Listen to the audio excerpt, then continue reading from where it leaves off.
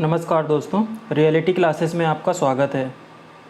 इस वीडियो में हम लोग 3 टॉपिक्स को कवर करेंगे, संज्ञा, सर्वनाम और क्रिया। इंग्लिश में बात करें तो नाउन, प्रोनाउन और वर्ब। इन तीनों टॉपिक से आपका 2018 का जो एग्ज़ाम हुआ था उसमें क्वेश्चन पूछे गए थे। तो पहले हम लोग थ्योरी कवर करेंगे, उसके बाद 35 क्वेश्चंस है ना, वो हम लोग सॉल्व करेंगे।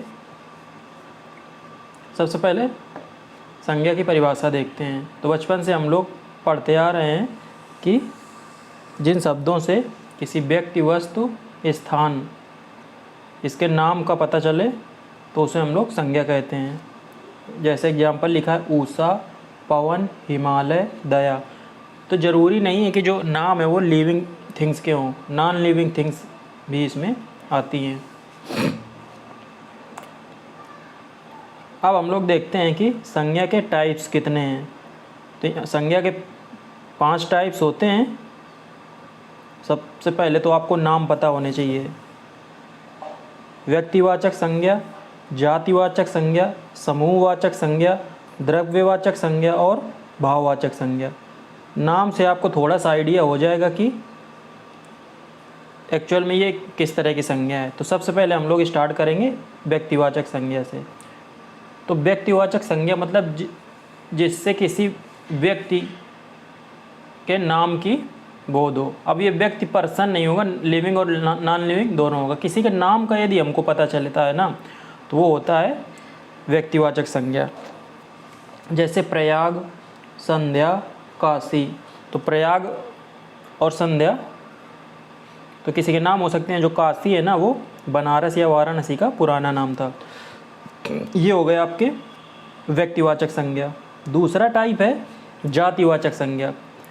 तो इसमें किसी इंडिविजुअल व्यक्ति के नाम का पता नहीं चलता है, बल्कि इसमें उसकी पूरी क्रीड या जाति का पता चलता है। जैसे मनुष्य, पर्वत, नदी। जितना आपको इजी लग रहा है क्वेश्चंस इसमें जो आते हैं ना, तो कन्फ्यूजन काफ़ी रहता है। इसलिए कुछ भी चीज़ आपको छोड़नी नहीं है। आपके वीडियो में जो हिंदी का सिलेबस है ना, इसमें कोई भी टॉपिक छोड़ा नहीं है। बाकी कोई भी पेपर होते हैं उनमें हिंदी से कुछ टॉपिक्स को रख देते हैं, लेकिन इसमें बहुत सारा टॉपिक रखे हुए हैं, कुछ छोड़ा नहीं है। मतलब अभी आज के वीडियो के बाद भी अभी लगभग 6-7 टॉपिक हैं। इसलिए ज़्यादा टॉपिक होने से आपको चीज़ें याद रखने में दिक्कत होगी। अब 50 नंबर पाने हैं, 1/3 आपका इससे नंबर कवर होंगे, और ये स्कोरिंग भी है। तो इस वजह से आपको सभी टॉपिक्स कवर करने हैं और उन पे बेस्ड क्वेश्चन भी करने हैं। जो तीसरा टाइप है वो है समूहवाचक संज्ञा। तो इससे हम लोगों को समूह का पता चलता है, और वो व्यक्ति हो सकता है या वस्तु हो सकती है। जैसे सभा, भीड़, कुंज, ये सब समूहवाचक संज्ञा है। कुंज का मतलब गुच्छा, आप समझ लो। अगला है द्रव्यवाचक संज्ञा। तो द्रव्यवाचक संज्ञा से नाप तोल वाली वस्तुओं का पता चलता है। जैसे कोयला, दूध। तो नाप तोल में अब सॉलिड लिक्विड भी हो सकते हैं। तो जो जैसे कोयला है तो इसको हम लीटर में तो नापेंगे नहीं, तो कोयला है ना केजी में होगा, और जो दूध है वो लीटर में होगा। और जो लास्ट है वो है भाववाचक संज्ञा। तो इससे हमको किसी व्यक्ति या वस्तु के गुण दशा, मतलब उसकी कंडीशन का और प्रॉपर्टीज का पता चलता है। जैसे दया, सच्चाई, चढ़ाई, ये सब हो गई आपकी भाववाचक संज्ञा। तो संज्ञा में आपको इतना ही पढ़ना है, बाकी क्वेश्चन में जो आएगा तो मैं आपको वहीं पे बता दूंगा। और ज़्यादा डिटेल में जाने से ना कन्फ्यूजन ही क्रिएट होगा, और जो आपका पेपर का लेवल है ना, उसमें क्वेश्चन का लेवल बहुत ऊपर नहीं होगा। चलिए अब चलते हैं हम लोग अपना सेकंड जो इसमें पोर्शन है वो है सर्वनाम। तो इसका भी परिभाषा हम लोग बचपन से पढ़ते आ रहे हैं कि जो शब्द संज्ञा के स्थान पर प्रयुक्त होते हैं उनको हम लोग सर्वनाम कहते हैं। तो सर्वनाम के होते हैं 6 भेद। वो 6 भेद यहाँ पे लिखे हैं, इनको आपको याद रखना है। जैसे संज्ञा के 5 भेद थे, ऐसे सर्वनाम के 6 भेद हैं। तो पुरुषवाचक सर्वनाम, निश्चयवाचक सर्वनाम, अनिश्चयवाचक सर्वनाम, संबंधवाचक सर्वनाम, प्रश्नवाचक सर्वनाम और निजवाचक सर्वनाम। 6 संख्या है और इनके नाम हैं वो याद होने चाहिए। अब हम लोग एक एक करके इनको देखेंगे। तो जो पुरुषवाचक सर्वनाम है ना, वो किसी के नाम की जगह पे प्रयुक्त होते हैं। अब सर्वनाम क्या होते हैं? संज्ञा की जगह प्रयुक्त होते हैं। तो जो पुरुषवाचक सर्वनाम है किसी के नाम की जगह इनका प्रयोग करते हैं, जैसे मैं, तुम, वह, ये सब हो गए आपके पुरुषवाचक सर्वनाम। दूसरा टाइप है निश्चयवाचक सर्वनाम। इस सर्वनाम से किसी वस्तु का निश्चित बोध होता है, मतलब उस सर्वनाम से ये पता चल जाता है कि ये इसी के बारे में बात कर रहा है। जैसे यह सर्प है, तो यह यहाँ पे सर्प के लिए प्रयुक्त हुआ। जैसे वह अच्छी पुस्तक है, तो वह प्रयुक्त हुआ है पुस्तक के लिए। तो निश्चयवाचक हो गया। अब निश्चयवाचक का जस्ट उल्टा हो गया कि इस सर्वनाम से किसी वस्तु का एग्जैक्ट पता नहीं चलता है कि ये क्या है। तो जैसे लिखा है किसी को बुलाओ, तो किसी पे पता नहीं चल रहा ना पर्सन कौन है, ये हो गया आपका अनिश्चयवाचक सर्वनाम। चौथा है संबंधवाचक सर्वनाम। तो ये दो वस्तुओं और व्यक्तियों के बीच में, मतलब दो वस्तुओं या व्यक्तियों के बीच में ये संबंध को दर्शाता है। जैसे जो बोओगे सो काटोगे, तो यहाँ पे जो यूज हुआ है ना, वो संबंध बता रहा है कि जो बोओगे, जैसा बोओगे वैसा काटोगे, वही उसी के लिए है ये, जैसी करनी वैसी भरनी। पांचवा प्रकार है प्रश्नवाचक सर्वनाम। तो इस सर्वनाम से ना प्रश्न पूछा जाता है, जैसे वह क्या चाहता है, क्या, कौन, किसे, कहाँ, ये सब आपके प्रश्नवाचक सर्वनाम है। अगला है निजवाचक सर्वनाम। तो निजवाचक सर्वनाम से कर्ता का बोध होता है। याद रखना आपको, निजवाचक सर्वनाम से कर्ता या सब्जेक्ट का बोध होता है। जैसे आप जैसा समझें करें, तो यहाँ पे जो आप है ना, एक सब्जेक्ट के बारे में या कर्ता के बारे में बात कर रहा है, तो ये हो गया आपका निजवाचक सर्वनाम। ये हो गया आपका सर्वनाम का पोर्शन। अब हम लोग देखेंगे अगला जो पार्ट है क्रिया, मतलब वर्ब। तो वर्ब का मतलब क्या होता है कि इससे किसी काम के करने या होने का पता चलता है। जैसे रश्मि को दौड़ना पसंद है, तो दौड़ना जो है ना वो क्रिया है। जैसे तनु का भोपाल जाना तय है, तो जाना जो है ना ये क्रिया है। अगला है आपका धातु, बहुत ही इम्पोर्टेंट है और इसमें पूछ लेता है कि धातु क्या होती है। तो ये आपको लाइन याद रखनी है, जिस मूल शब्द से क्रिया बनती है उसे धातु कहते हैं। क्रिया जो होती है ना, वो जिस मूल शब्द से बनती है और जिस रूट वर्ड से बनती है उसको हम लोग धातु बोलते हैं। जैसे दौड़, दौड़ना इससे बनता है, जा से जाना, तो दौड़ और जा। लिख तो लिखना, पढ़ से पढ़ना, तो ये सब आपके हो गए धातु। अब धातु के भेद, तो धातु व्युत्पत्ति और शब्द निर्माण, मतलब इसका उत्पत्ति कहाँ से हुई है और जो शब्द निर्माण है वो किस तरह से हुआ है। तो इससे के आधार पे दो तरह की धातुएं होती हैं, मूल धातु और यौगिक धातु। तो मूल धातु स्वतंत्र होती है, मतलब ये दूसरे पे डिपेंडेंट नहीं है, जैसे पढ़, खा, लिख, पी, चल, ये सब। और यौगिक धातुएं स्वतंत्र नहीं होती हैं, किसी प्रत्यय के जुड़ने से बनती है। जैसे चलना, पढ़ना, तो चलना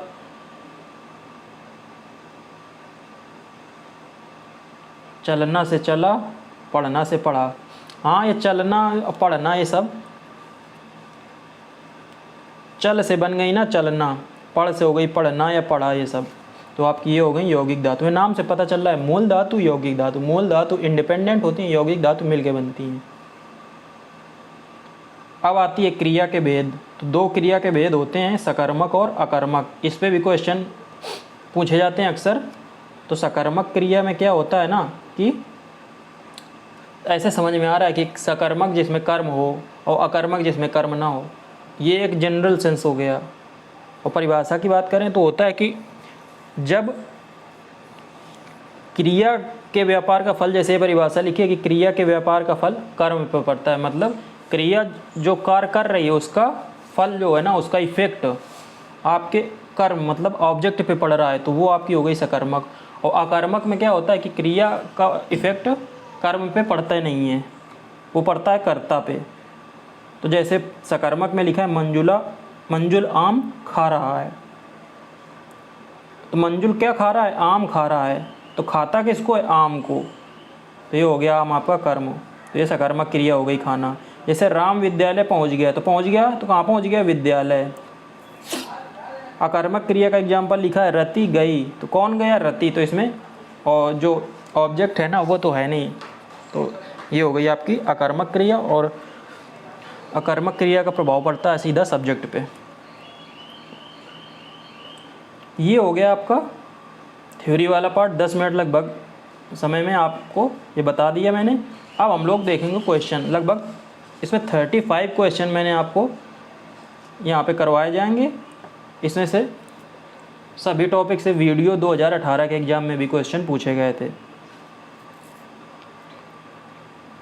पहला क्वेश्चन है, व्युत्पत्ति के आधार पर संज्ञा के कितने भेद होते हैं?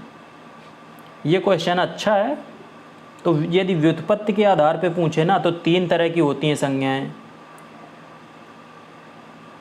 योग रूढ़ संज्ञाएं, ऐसे याद रखो, रूढ़ संज्ञाएं, योग रूढ़ संज्ञाएं,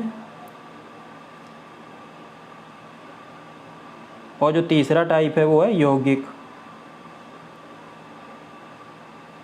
3 टाइप की होती हैं, बस ये नाम याद रखिए कि व्युत्पत्ति के आधार पे पूछेगा तो ये 3 होती हैं, और ज़्यादा जानने की ज़रूरत है नहीं।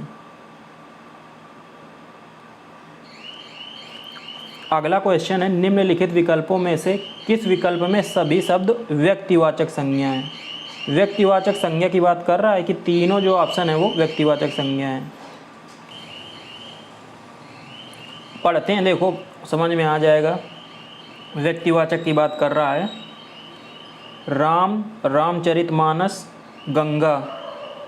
तो राम आपका व्यक्तिवाचक संज्ञा है, रामचरितमानस भी पुस्तक का नाम है, ये भी व्यक्तिवाचक है, और गंगा, ये भी गंगा नाम है, तो ये भी व्यक्तिवाचक हो गई। तो पहले ही आपका ऑप्शन सही है। बाकी में देखें तो जैसे कृष्ण और कामायनी तो है व्यक्तिवाचक, लेकिन मिठास नहीं है। लखनऊ और आम तो हैं, लेकिन बुढ़ापा नहीं है। ममता, वकील, पुस्तक। तो ममता तो नाम हो सकता है, लेकिन वकील और पुस्तक जो है ना, ये नहीं है आपके व्यक्तिवाचक संज्ञा। चलिए आगे चलते हैं। हिमालय किस प्रकार की संज्ञा है? अभी संज्ञा के एग्जाम्पल में आपको बताया, जो हिमालय आया था ना, तो हिमालय नाम है पर्वत का, तो ये आपका व्यक्तिवाचक संज्ञा है। ये ऑप्शन इसका सही है। कोशिश कीजिए पहले आप खुद आंसर कीजिए, वीडियो पॉज करके क्वेश्चन देखिए, उसके बाद आप चला के देखिए कि आपने जो आंसर दिया है वो सही है कि नहीं है। बहुत सारे क्वेश्चन मैंने आपको करा दिए हैं और यही पैटर्न फॉलो करेंगे। मतलब ये समझिए कि जितने ज़्यादा आप क्वेश्चन करेंगे ना इस पे बेस्ड, और यूपी ट्रिपल एससी के पैटर्न वाले, तो उतने अच्छे आपकी तैयारी होगी। बोला गाय कौन सी संज्ञा है? तो अब गाय व्यक्तिवाचक तो है नहीं, तो ये किसकी है? जातिवाचक। बी ऑप्शन आपका सही है। आगे चलते हैं, क्या बोल रहा है? पशु चर रहे हैं। ये देखो गाय की कौन सी संज्ञा, ये वीडियो एग्जाम में आया था 2018 में, आप देख लिए, उसमें लिखा हुआ है कि कौन से एग्जाम में कौन सा क्वेश्चन पूछा गया है। अगला क्वेश्चन है, पशु चर रहे हैं, तो इसमें पशु है ना वो क्या है? तो पशु ये जातिवाचक संज्ञा है, सीधी सी बात पता चल रहा है। कौन सा है ऑप्शन जातिवाचक? बी। ये भी देखो वीडियो एग्जाम में आया है, निम्नलिखित में से कौन सा शब्द समूहवाचक संज्ञा है? तो इसमें समूह का पता चल रहा है, समूहवाचक संज्ञा नहीं है। तभी मैं सोचूं ये सभा भीड़ दोनों तो समूह हैं, कक्षा भी है, लेकिन दौड़ जो है ना ये आपका समूहवाचक नहीं है। चलिए आगे चलते हैं।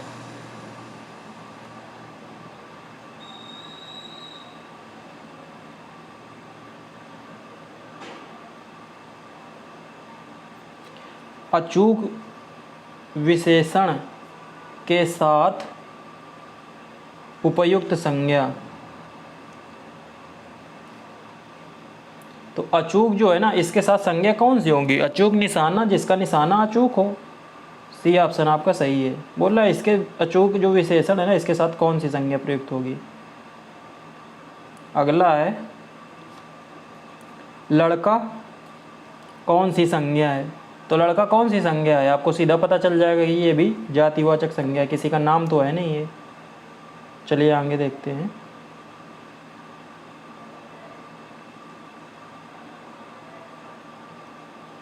निम्नलिखित में से किस विकल्प में सभी पद भाववाचक संज्ञा है। अभी एक क्वेश्चन आया था, उसमें पूछ रहा था व्यक्तिवाचक संज्ञा है सभी, अब इसमें भाववाचक, तो भाववाचक होना चाहिए। अमीर, गरीब, समूह, मिठास।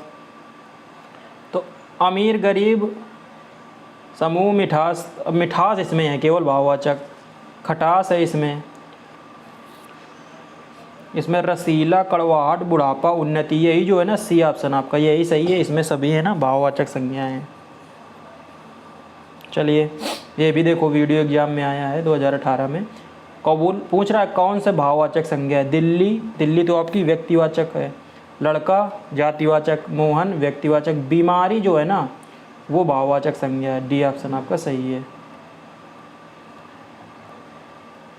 अगला क्वेश्चन है भाववाचक संज्ञा कितने प्रकार के शब्दों से बनती है। काफ़ी अच्छा क्वेश्चन है ये कि भाववाचक संज्ञा कितने प्रकार के शब्दों से बनती है।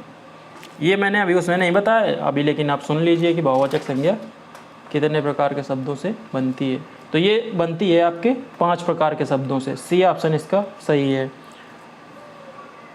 तो जो भाववाचक संज्ञा है ना वो बनती है जातिवाचक संज्ञा से। आप लिख लीजिए, मैं बोल रहा हूँ जातिवाचक संज्ञा से, क्रिया से, विशेषण से, सर्वनाम से और अव्यय से। किससे बनती है ये भाववाचक संज्ञा? जातिवाचक संज्ञा से बनती है, क्रिया से, विशेषण से, सर्वनाम से और अव्यय से। इन 5 प्रकार के शब्दों से बनती है। कई क्वेश्चन तो स्किप करने वाले होते हैं, वो क्वेश्चन जो कर देगा तो उसके तो एज मिल जाएगा दूसरों पे। अब बोल रहा कि शब्द प्रकार के आधार पर मनुष्यता है ना, ये मनुष्यता इसमें किस प्रकार की, कौन सा भेद है, मतलब ये विशेषण है, गुणवाचक विशेषण, भाववाचक संज्ञा, जातिवाचक संज्ञा या प्रेरणार्थक क्रिया। तो शब्द प्रयोग के आधार पे बोल रहा है ये, तो ये जातिवाचक संज्ञा है मनुष्यता। 1 मिनट, मनुष्यता जातिवाचक नहीं है, ये है भाववाचक। भाव प्रकट हो रहा है मनुष्यता का, है ना। सी ऑप्शन आपका सही है। चलिए आगे चलते हैं। ये भी देखो वीडियो एग्जाम में आया है। संज्ञा पूछ रहा है कि इनमें कौन सी है ना वो संज्ञा है। हरा, पतला, गहरा, सभा। सभा जो है ना वो समूहवाचक संज्ञा है। सी ऑप्शन आपका सही है।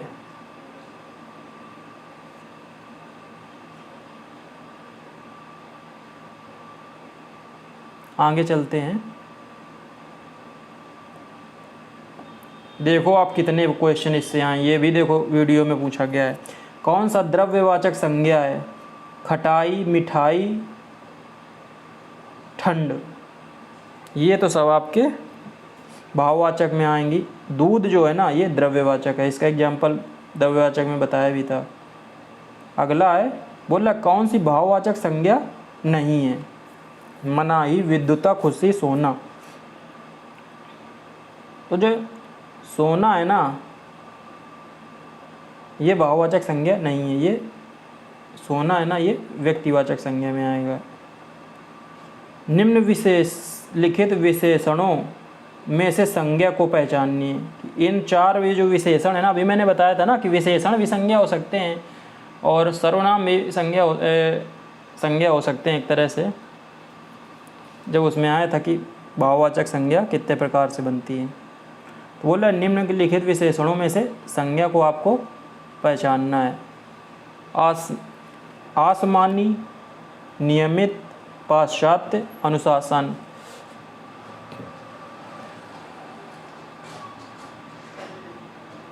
अच्छा, एक मिनट, इसमें बोल रहा है विशेषणों में से संज्ञा, तो इसमें 3 विशेषण हैं और 1 संज्ञा है। तो आपका जो अनुशासन है ना, ये आपकी संज्ञा है, बाकी तीनों विशेषण हैं। डी ऑप्शन सही है इसका। अगला क्वेश्चन है, सुमेलित करना है पहले से दूसरे को, तो ठीक है, थोड़ा नीचे कर लेते हैं।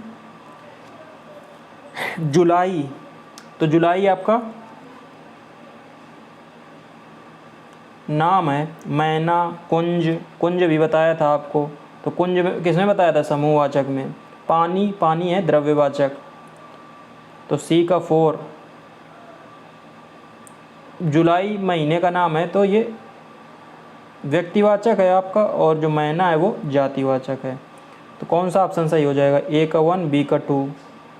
ये लो, एक भी यदि पता हो गया है ना इसमें, तो आप कर सकते हो, क्योंकि सब में अलग अलग दिया गया है 1 2 3 4। चलिए, बोल रहा है बाप का संबंधवाचक संज्ञा रूप कौन सा होगा? तो बोलते हैं ना कि ये तुम्हारी बपौती नहीं है, तो बपौती ना यही है बाप का संबंधवाचक संज्ञा। डी ऑप्शन आपका सही है। चलिए, अगला क्वेश्चन क्या बोल रहा? निम्नलिखित वाक्य में संज्ञा पदबंध क्या है? घर के आंगन में लगे पेड़ सूख गए हैं।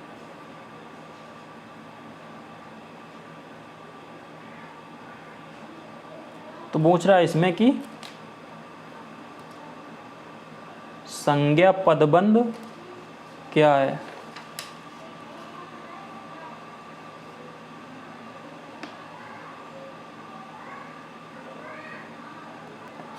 इनका कहने का मतलब ये है कि संज्ञा कितनी, मतलब यहाँ पे जो संज्ञा है ना, उसको कितने जो शब्द है वो मिलके बता रहे हैं। तो इसमें घर के आंगन में लगे पेड़, ये टोटल ना आपका ये संज्ञा पदबंध है। तो घर के आंगन में लगे पेड़ डी ऑप्शन है।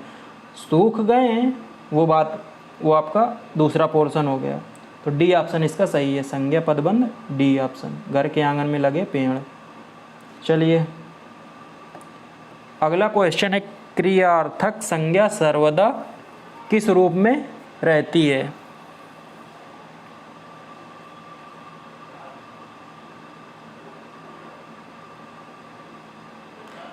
तो क्रियार्थक संज्ञा का मतलब सबसे पहले तो समझिए, तो ऐसी क्रिया जो संज्ञा की तरह प्रयुक्त होती है उसको हम लोग क्रियार्थक संज्ञा बोलते हैं। तो बोल रहा है कि ये जो क्रियार्थक संज्ञा है वो हमेशा किस में होती है? तो ये हमेशा एक वचन पुल्लिंग में होती है।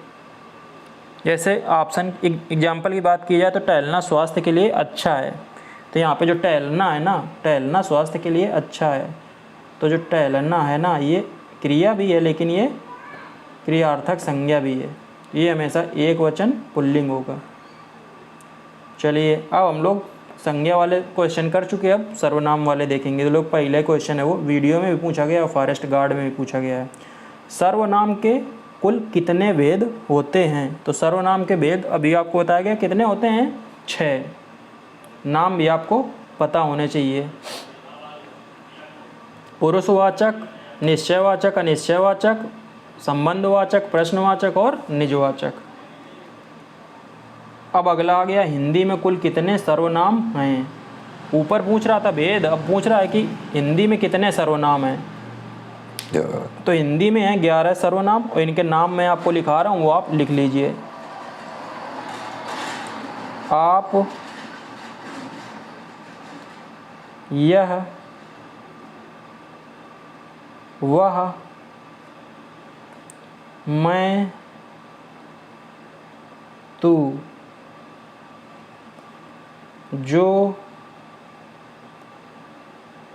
सो, अलग अलग हैं जो और सो, कुछ, कौन,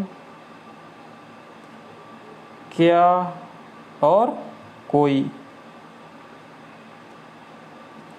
1 2 3 4 5 6 7 8 9 10 11, ये आपके 11 सर्वनाम होते हैं हिंदी में।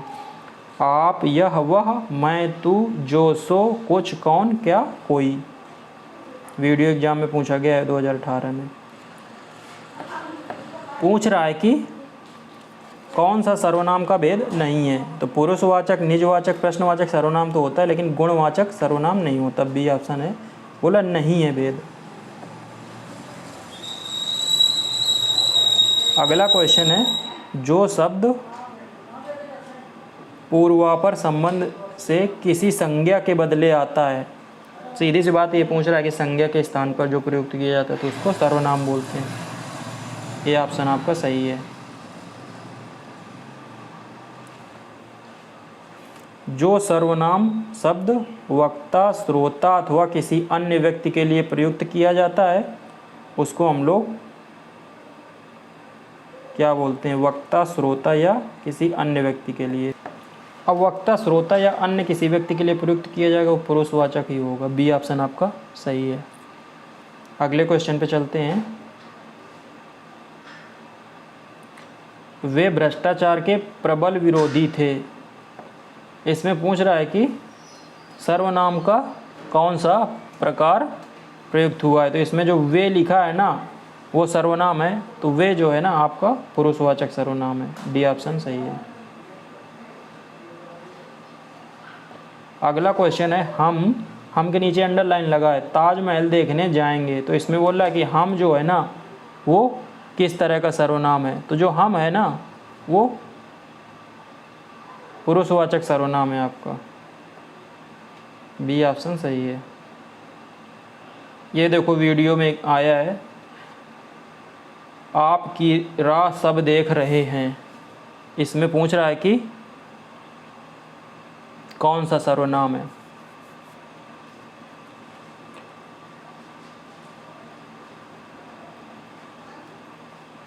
तो आप जो है ना इनमें जो ऑप्शन दिए गए इसमें सबसे सटीक है निजवाचक सर्वनाम। डी ऑप्शन है ना ये सही है। पुरुषवाचक लिख देता तो पुरुषवाचक ज़्यादा सही होता। चलिए ये भी देखो वीडियो एग्जाम में पूछा गया है, वह आप ही चला गया। ये आपका निजवाचक। आप डिपेंड करता है किस जगह पे कैसे प्रयुक्त हुआ है उसी हिसाब से। ये भी देखो वीडियो में पूछा गया है, निम्न में सर्वनाम कौन है। सर्वनाम शब्द है तो ये कौन जो लिखा है ना वही सर्वनाम है, सर्वनाम शब्द है। अगला है, ये भी देखो वीडियो में पूछा गया है, राम सो रहा है। इस वाक्य में क्रिया किस प्रकार की है। तो बोला राम और सो रहा है, तो सीधी सी बात है सकर्मक अकर्मक दो तरह की क्रियाएं आपको बताई गई हैं, और इसके अलावा जो आएंगी वो आपको अभी बताई जाएंगी आगे। अब इसमें बात की जाए कि किस तरह के क्रिया है, तो जैसे बोला जा रहा है राम सो रहा है, तो सीधा सोने का प्रभाव किस पे पड़ रहा है? राम पे। तो ये कर्म तो इसमें है नहीं, तो ये हो गई आपकी अकर्मक क्रिया।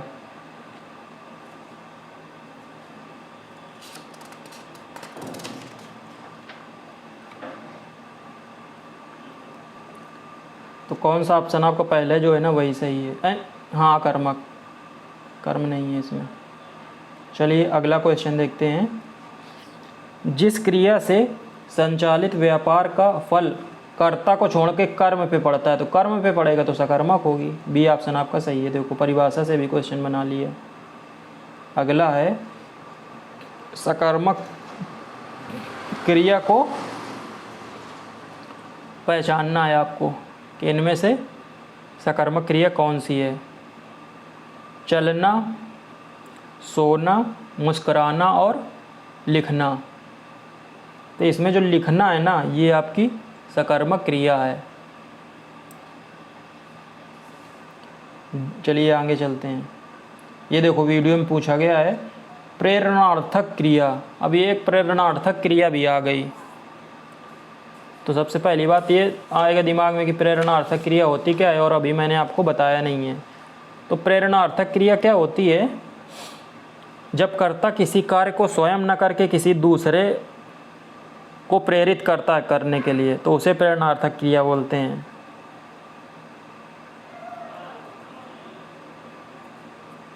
तो इसमें जो सुनना है ना, 1 मिनट,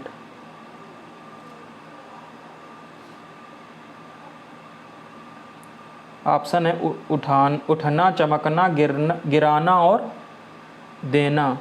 इसमें से दिलाना भी नहीं है, 1 मिनट। अब प्रेरित करने की बात कर रहा है ना, तो गिराना। उठना तो स्वयं के लिए, चमकना स्वयं के लिए, देना स्वयं के लिए, लेकिन गिराना ना किसी दूसरे के लिए होगा। तो ये इसका सी ऑप्शन सही है।